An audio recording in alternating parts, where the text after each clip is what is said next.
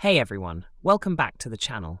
If you're new to Binance or just want a better understanding of the interface, you're in the right place.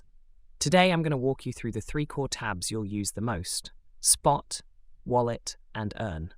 Let's dive in. When you first log into Binance, this is your main dashboard. Up here are your key sections, and today we're focusing on three tabs every beginner needs to master: Trade, Spot, Wallet, and Earn. We'll cover what they do, how to navigate them, and pro tips to save time. Let's start with the spot trading interface.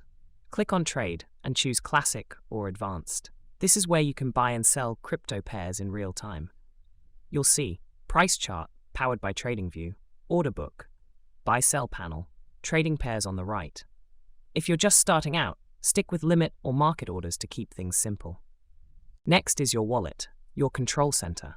Click Wallet Overview to see your total balance across all sub-wallets. These include Fiat and Spot, where most of your crypto sits; Funding Wallet for P2P, Binance Pay, and gift cards; Margin and Futures, if you're into leverage trading. Each section lets you deposit, withdraw, or transfer between wallets. Super handy. Now let's talk about earning passive income.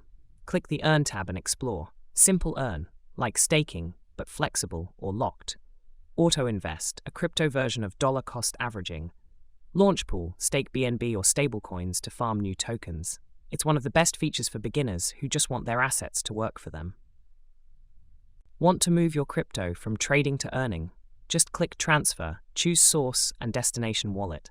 No fees, no delays.